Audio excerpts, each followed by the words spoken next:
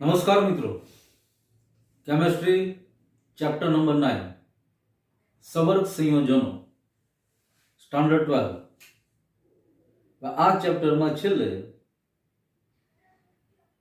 सवर्ग संयोजनों आईयूपीएसी नाम केवी रीते थाय अने ई नाम ना आधारे अणुसूत्र अने अणुसूत्रना आधारे एनुं नामकरण आ आपणे छेल्ले भण्या हता।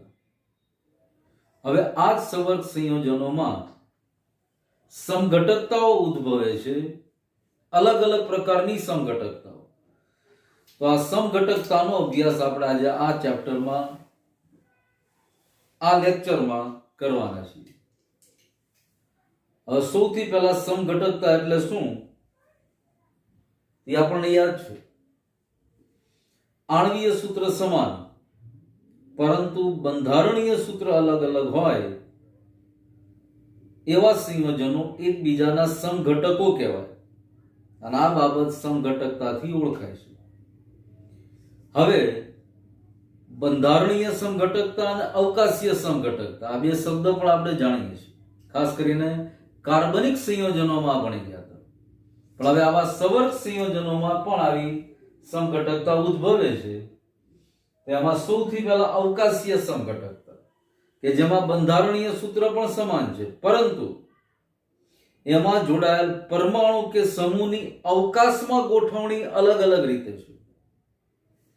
અવકાશીય ગોઠવણી अलग अलग રીતે છે, એટલા માટે અવકાશીય સમઘટકતા અને એમાંની પહેલી ભૌમિતિક સમઘટકતા।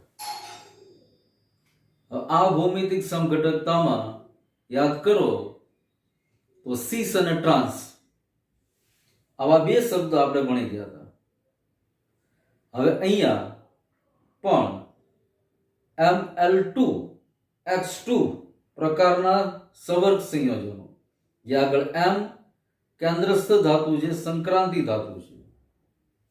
L2X2 એક દંતીય લિગેન્ડ છે, પણ એક દંતીય લિગેન્ડમાં एक L प्रकारનો एक X प्रकारનો मतलब બંને अलग अलग પ્રકારના છે અને બંનેની સંખ્યા 2 છે। मतलब હિટ્રોલેપ્ટિક સંકીર્ણ સંયોજનથી આપણે હોમોલેપ્ટિક અને હિટ્રોલેપ્ટિક આવા બે પ્રકાર ભણી ગયા હતા સંકીર્ણ સંયોજનોમાં ગયા વખતે। તો હિટ્રોલેપ્ટિકનો मतलब જ એ થયો કે अलग अलग પ્રકારના લિગેન્ડ જોડાયેલા છે। તો આવા પ્રકારના સંકીર્ણમાં આવી સમઘટકતા ઉદ્ભવે છે। ઉપરાંત Ml4 मतलब જેનો સમવર્ગાંક 4 છે અને જેનો સમવર્ગાંક 6 છે, સમચોરસ અને અષ્ટફલકીય એવી રચના જે સંકીર્ણો ધરાવે છે એમાં સામાન્ય રીતે આવી સમઘટકતા ઉદ્ભવે છે। હવે જસ્ટ Mx2L2 પ્રકાર જ્યાં M કેન્દ્રસ્થ ધાતુ, હવે બરાબર જુઓ L બંને ડાબી બાજુ એક જ સાથે છે અને XX બીજા જે લિગેન્ડનો પ્રકાર છે ઈ પણ એક સાથે છે। તો આવા સમઘટકોને સિસ સમઘટક કહેવાય અને બંને એકબીજાની સામસામી ઓપોઝિટ સાઈડમાં હોય તો એને ટ્રાન્સ સમઘટક કહેવાય। હવે આ ઉદાહરણ આપણે જોઈએ। અહીંયા જે સિસ અને ટ્રાન્સ સમઘટકો ઉદ્ભવે છે એવું એક સવર્ગ સંયોજન લખ્યું છે, Pt in the bracket NH3 2Cl2 diamine dichlorido platinum। હવે આની અંદર કેવી રીતે સિસ અને ટ્રાન્સ સમઘટક ઉદ્ભવે છે એ જોઈએ તો સૌથી પહેલા કેન્દ્રસ્થ ધાતુ પ્લેટિનમ। હવે એક બાજુ NH3 બીજી બાજુ Cl2 मतलब Cl, तो અહીંયા Cl આ બાજુ પણ Cl NH3 NH3 તો આ સિસ સમઘટક બની ગયો। હવે NH3 ને સામસામે ગોઠવીએ, Pt NH3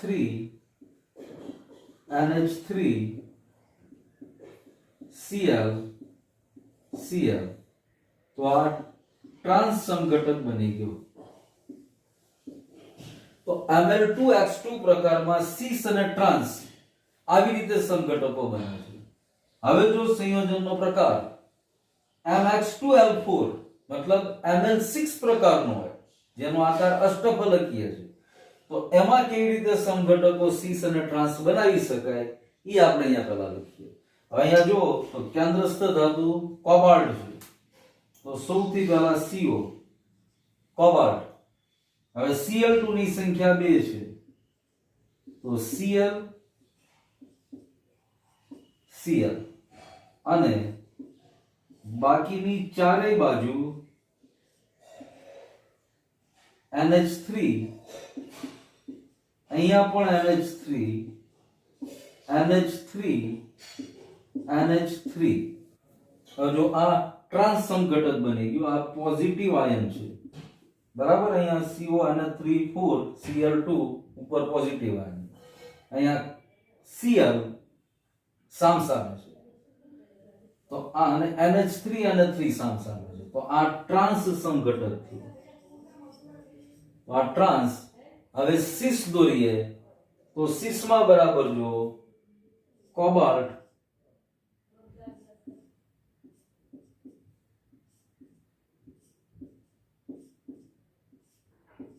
પેલા 6 લિગાન્ડ જ્યાં જોડાવાના છે ઈ આપણે દોરી નાખ્યું.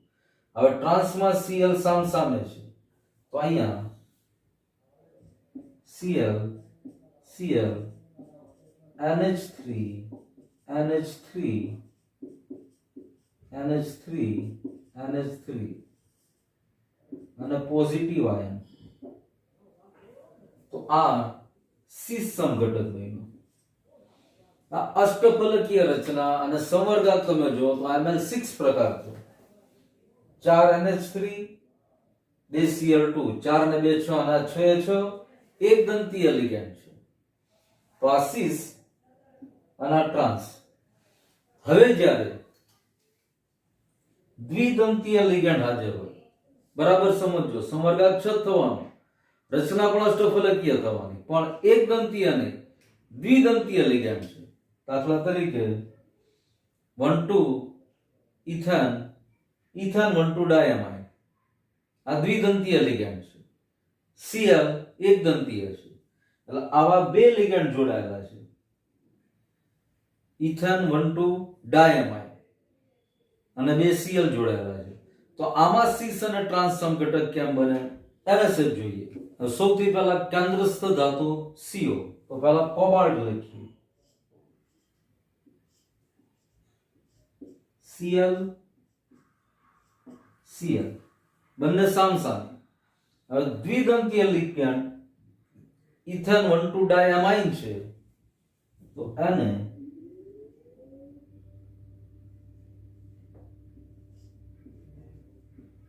EN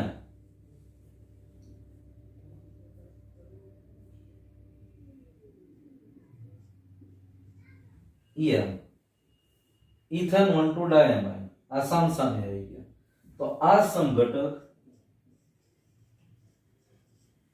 ટ્રાન્સ બન્યો. એવી જ રીતે સીસ દોરીએ, CO Cl Cl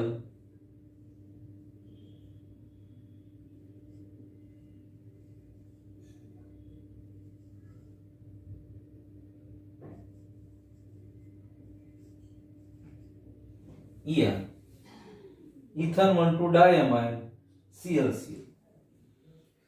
તો જ્યારે દ્વિદંતીય લિગેન્ડ હાજર હોય ત્યારે સીસ અને ટ્રાન્સ સમઘટક આવી રીતે ઉદ્ભવે. આ સીસ. ફરી એકવાર આખી ભૌમિતિક સમઘટકતા જોઈએ તો પહેલી વસ્તુ હિટ્રોલેપ્ટિક સંકીર્ણમાં આવા સમઘટકો ઉદ્ભવે છે, હોમોલેપ્ટિકમાં નહીં. કારણ કે હોમોલેપ્ટિકમાં તો આજુબાજુમાં જોડાયેલા બધા જ લિગેન્ડ એક સરખા હોય છે, જ્યારે અહીંયા MX2L2 જેનો સંવર્ગાંક 4 છે, MX2L4 જેનો સંવર્ગાંક 6 છે અને બંધારણ અષ્ટફલકીય રચના વાળું બને છે. આમાં સમતલીય સમચોરસ બંધારણ બને છે. અને ઉપરાંત દ્વિદંતીય લિગેન્ડ જ્યારે હાજર હોય ત્યારે સીસ અને ટ્રાન્સ કેવી રીતે સમઘટકો ઉદ્ભવે અથવા કેવી અવકાશીય ગોઠવણી થઈ. હવે આ જ સમઘટકતામાં, ભૌમિતિક સમઘટકતામાં જ ફેશિયલ અને મેરિડોનિયલ આવા રીતે પણ સમઘટકો જોવા મળે છે એની ચર્ચા કરીએ છીએ, જેમાં પણ અષ્ટફલકીય જ રચના હોય છે.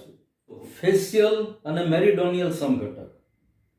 હવે આ સમઘટકતામાં Ma3B3 મતલબ એક લિગેન્ડ, એક દંતીય લિગેન્ડ 3 સંખ્યામાં અને બીજો પણ એક દંતીય લિગેન્ડ 3 સંખ્યામાં, મતલબ Ma3B3 પ્રકારની રચના છે અષ્ટફલકીય. પણ જો અહીંયા Ma3B3, હવે સપોઝ A ની જગ્યાએ NH3 thrice અને B ની જગ્યાએ NO2 thrice. હવે જો અષ્ટફલકની બાજુના પાસેના ખૂણાઓ પર, અષ્ટફલકની બાજુના પાસેના ખૂણાઓ પર સમાન લિગેન્ડ જોડાયેલા હોય, દાખલા તરીકે જો અહીંયા NH2 મેં જોડ્યું છે તો એની પાસેના તમે જુઓ તો અહીંયા NH2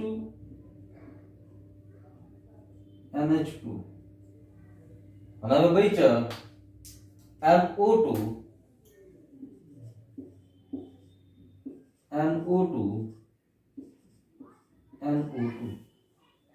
તો આને ફેશિયલ સમઘટક કહેવાય. એટલે બરાબર અહીંયા સમજજો, પાસેના ખૂણાઓ પર સમાન લિગેન્ડ NH2 અષ્ટફલકના પાસેના ખૂણાઓ પર. હવે જો સમાન લિગેન્ડના સ્થાન મેરિડોનિયલ મતલબ યામોત્તરીયની આસપાસ, એના યામની આસપાસ અહીંયા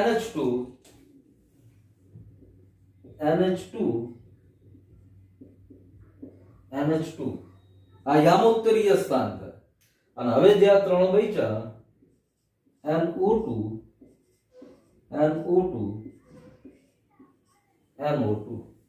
તો આને મેરિડોનિયલ અથવા MER સમઘટક કહેવાય.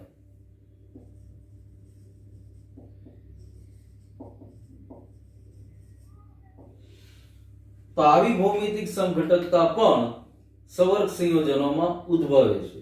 મતલબ ભૌમિતિક સમઘટકતા આખી મોટી ટૂંકનોંધ તૈયાર થઈ ગઈ. જો ભૌમિતિક સમઘટકતામાં Ml4 Ml6 Ml4 જેમાં Ml2X2 પ્રકાર હિટ્રોલેપ્ટિક સવર્ગ સંયોજનો અને Ma3B3 જેમાં ફેશિયલ મેરિડોનિયલ અને Ml4X2 આવા પ્રકારમાં પણ સીસ અને ટ્રાન્સ સમઘટક.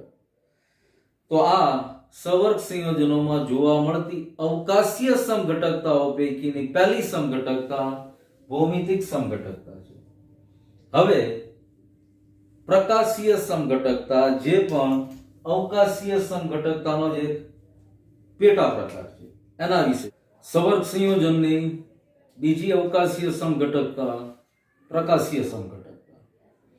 હવે પ્રકાશીય સમઘટકતા સવર્ગ સંયોજનો માટે સમજીએ એની પહેલા કાર્બનિક સંયોજનો ભેણાતા એમાં યાદ કરો કિરાલ કાર્બન, કે ભાઈ જેની સંયોજકતા ચારે અલગ અલગ પરમાણુ અથવા જુદા જુદા સમૂહોથી સંતોષાયેલી હોય અથવા સંયોજાયેલી હોય તો આવા કાર્બનને કિરાલ કાર્બન કહે છે. અને આવા સંયોજનો પ્રકાશ ક્રિયાશીલતાનો ગુણધર્મ ધરાવતા હોય છે. પ્રકાશ ક્રિયાશીલતાનો ગુણધર્મ એટલે શું?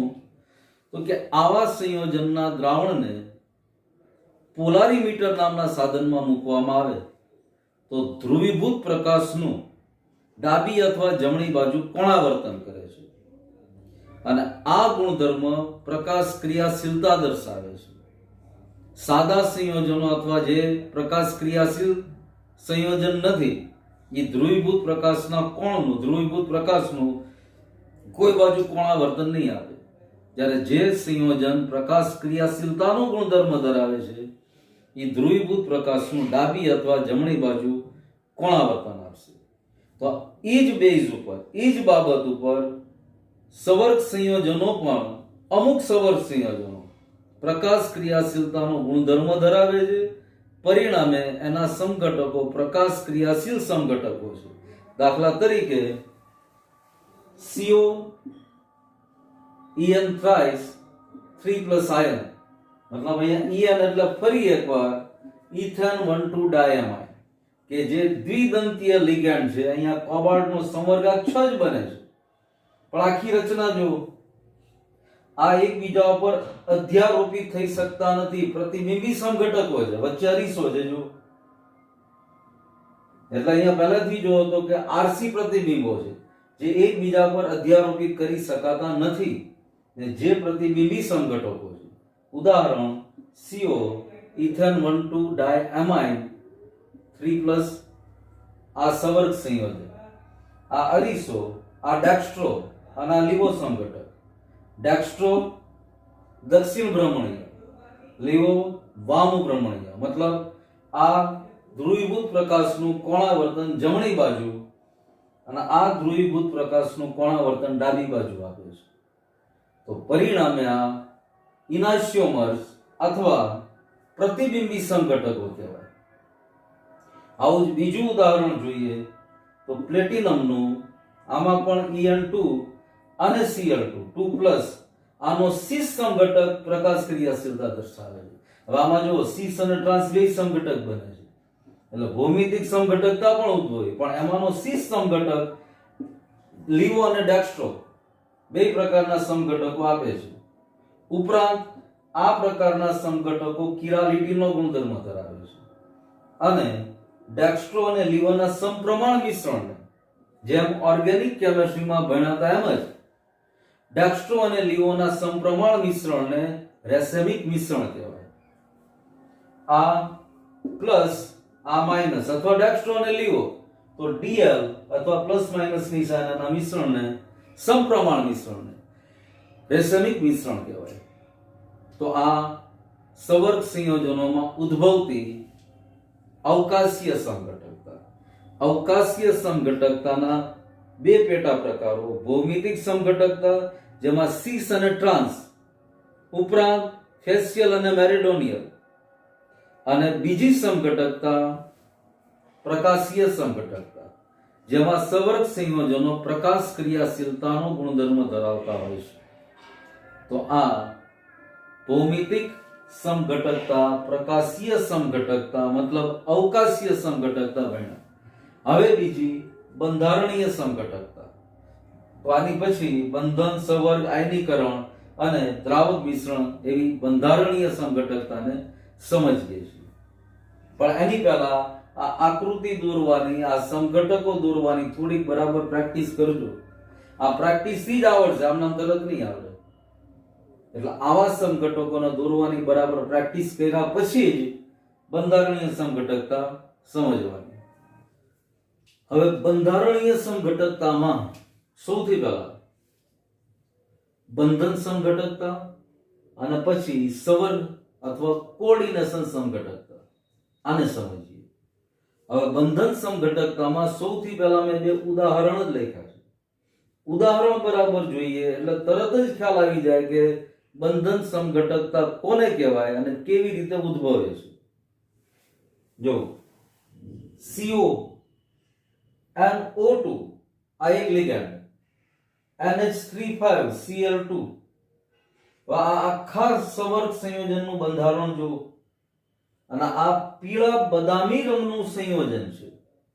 હવે એની સામે બીજું સંયોજન જો, CO ONO NH3,5 Cl2, આ લાલ રંગના સ્વરૂપમાં અથવા લાલ રંગનું સંયોજન છે.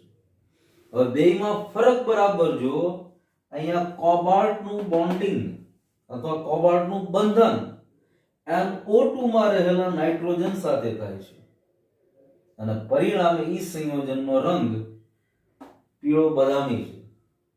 અને જો કોબાલ્ટનું બંધન NO2 માં રહેલા ઓક્સિજનની સાથે થાય તો રંગ બદલાય, લાલ રંગના સ્વરૂપમાં મળે છે.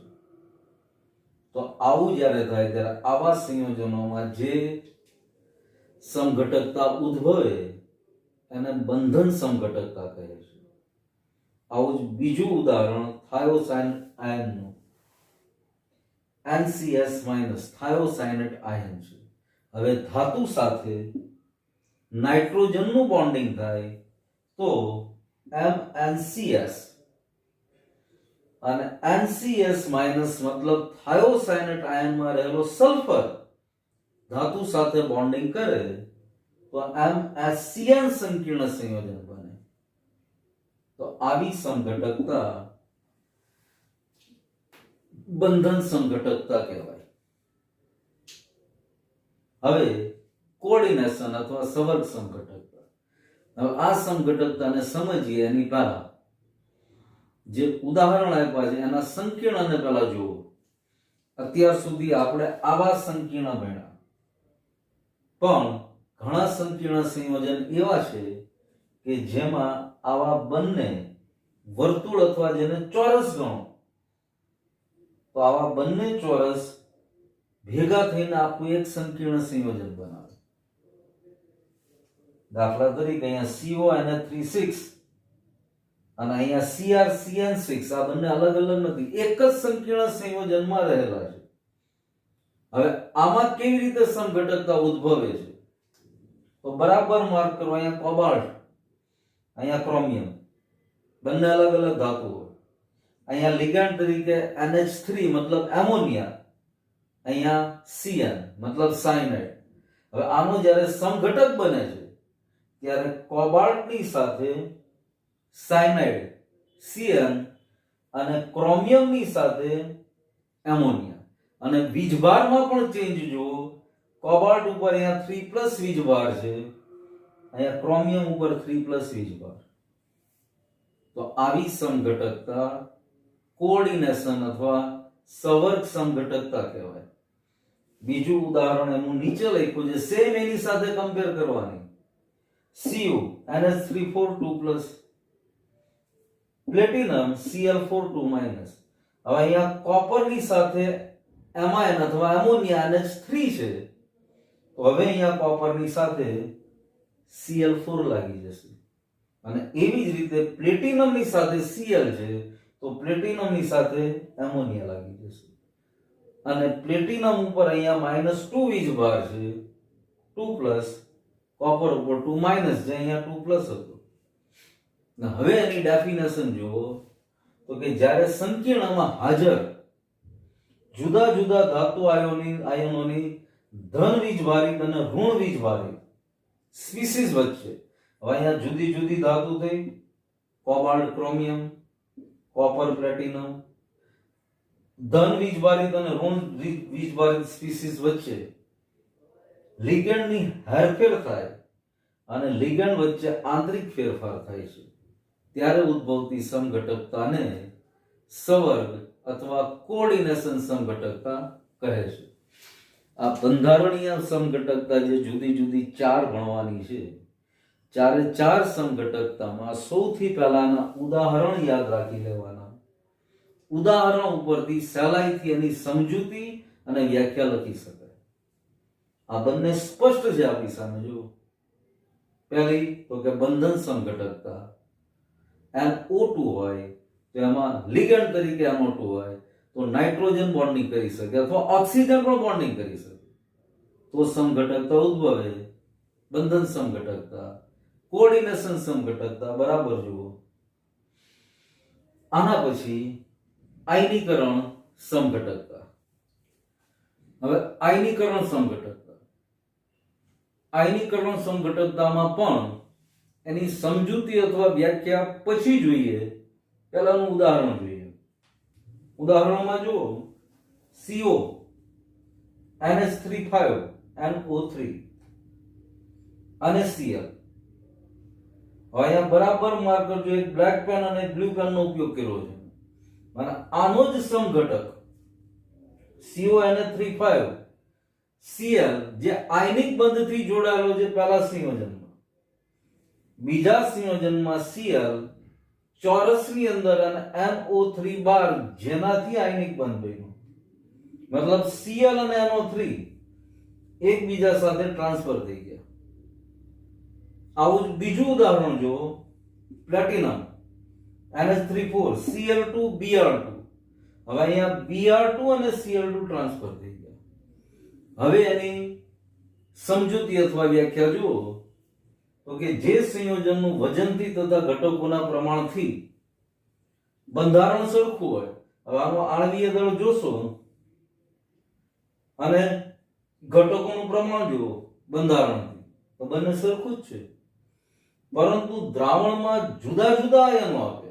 હવે આનું આયનીકરણ કરો એટલે Cl માઇનસ આયન મળશે. જ્યારે એના સમઘટકનું આયનીકરણ કરશો તો Cl માઇનસ આયન નહીં મળે, પણ એની સામે NO3 માઇનસ નાઇટ્રેટ આયન મળશે. એવી જ રીતે બીજા સવર્ગ સંયોજનનું આયનીકરણ કરશો તો અહીંયા નેગેટિવ આયન તરીકે Br માઇનસ બ્રોમાઇડ આયન મળશે, જ્યારે બીજામાં બ્રોમાઇડ આયન નહીં મળે, ક્લોરાઇડ આયન મળશે. તો પરંતુ દ્રાવણમાં જુદા જુદા આયનો આપે આ પ્રકારની સમઘટકતા આયનીય સમઘટકતા છે. એટલે હમણાં જ કીધું ને, આ બધાના ઉદાહરણ યાદ રાખીએ ને તો સમજૂતીને વ્યાખ્યા સહેલાઈથી એની ઉપરથી લખી શકાય. અને છેલ્લી સમઘટકતા દ્રાવક મિશ્રણ સમઘટકતા અથવા જલ યોજન સમઘટકતા, અને બીજી રીતે જલ યોજન સમઘટકતાથી પણ ઓળખાય છે. અને આ સમઘટકતા આયનીકરણ સમઘટકતાનો જ વિશિષ્ટ પ્રકાર છે, કારણ એના જેવી સમઘટકતામાં બને છે પણ એક જગ્યા અલગ પડે છે. આનું પણ પહેલા ઉદાહરણ જુઓ. ક્રોમિયમ H2O6 Cl3, મતલબ અહીંના આયનિક બંધ Cl3 સાથે બન્યો છે. હવે આનો સમઘટક જુઓ તો Cl3 ના 3 ક્લોરીનના પરમાણુમાંથી એક ક્લોરીનનો પરમાણુ અંદર લિગેન્ડ તરીકે જાય છે. H2O ના 6 અણુ હતા લિગેન્ડ તરીકે, એમાંથી H2 ના 5 સમઘટકમાં જોડાયેલા રહે છે અને છઠ્ઠો H2O નો અણુ ચોરસની બહાર આવી જાય છે. હવે અહીંયા સમવર્ગા ક્રોમિયમનો 6 નો 6 જ રહ્યો, બરાબર માર્ક કરજો. H2O તટસ્થ લિગેન્ડ 6 એ 6 તટસ્થ લિગેન્ડ જોડાયેલા છે, સમવર્ગા ક્રોમિયમનો 6 જ છે. H2O 5 અને એક ક્લોરીન, એ પણ એક દંતીય લિગેન્ડ છે, ભલે નેગેટિવ લિગેન્ડ, પણ સવર્ગાક તો ક્રોમિયમનો 6 જ થયો, સવર્ગાકમાં ફેર નથી પડ્યો. પણ અહીંયા આગળ બરાબર માર્ક કરો. આયનીકરણમાં બેયનું આયનીકરણ કરવામાં આવે તો અહીંયા ક્લોરીનના 3 આયન છૂટા પડે, 3Cl માઇનસ.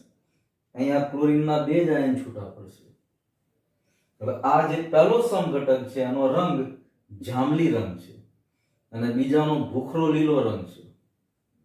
હવે એની સમજૂતી જુઓ તો કે જ્યારે પાણી દ્રાવક તરીકે સમાવિષ્ટ હોય ત્યારે આ પ્રકારની સમઘટકતા ઉદ્ભવે છે, જેને જળ યોજિત અથવા હાઇડ્રેટેડ સમઘટકતા પણ કહે છે. બીજું, આયનીકરણ સમઘટકતા જેવી જ આ સમઘટકતા છે. ત્રીજું, આ સમઘટકો સ્ફટિક લેટિસમાં દ્રાવકના અણુઓ સીધા જ ધાતુ આયન સાથે બંધિત છે. ઉદાહરણ તરીકે CrH2O6 Cl3 અને CrH2O5 Cl અને ચોરસની બહાર Cl2 into H2O.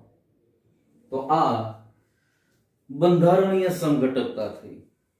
તો આજ આખા લેક્ચરમાં માત્ર સવર્ગ સંયોજનોની સમઘટકતાનો જ સ્ટડી આપણે કર્યો. પહેલી સમઘટકતા તો કે પહેલા પ્રકાર જ અવકાશીય સમઘટકતા, બંધારણીય સમઘટકતા. અવકાશીય સમઘટકતાઓમાં બે પ્રકાર, ભૌમિતિક સમઘટકતા અને પ્રકાશીય સમઘટકતા. જ્યારે બંધારણીય સમઘટકતાના 4 પ્રકાર, બંધન સમઘટકતા, સવર્ગ સમઘટકતા, આયનીકરણ સમઘટકતા અને ચોથો પ્રકાર આયનીકરણ સમઘટકતાનો જ વિશિષ્ટ પ્રકાર, જેને દ્રાવક મિશ્રણ સમઘટકતા અથવા જલ યોજન સમઘટકતા તરીકે ઓળખવામાં આવે છે. તો આ ટોપિક પછી આની પછીના પીરિયડમાં આગળ સંયોજકતા બંધનવાદના આધારે સંકીર્ણ સંયોજનોમાં જોવા મળતું સંકરણ, અણુનો આકાર, એની ચુંબકીયતા, આ બધાની ચર્ચા કરશું આપણે. પણ એની પહેલા અત્યાર સુધી આ ચેપ્ટરમાં જે કાંઈ આપણે સ્ટડી કર્યો, દાખલા તરીકે સવર્ગ સંયોજનો કોને કહેવાય, વર્નરની અભિધારણો, વર્નરનો સિદ્ધાંત, પછી સંકીર્ણ સંયોજનો માટેના ચોક્કસ પર્યાયો, ચોક્કસ એના પારિભાષિક શબ્દો, પછી આયુપીએસસી નામકરણ સવર્ગ સંયોજનોનું, અને આયુપીએસસી નામકરણ પછી સમઘટકતા. તો આટલું પહેલા એકદમ ક્લિયર કરી નાખવાનું. કન્ટિન્યુ સાથે સાથે જ બાય હાર્ટ મતલબ પાકું કરતા જ જવાનું, અને ટાઈમ ટુ ટાઈમ રિવિઝનનો સમય પણ કાઢવાનો.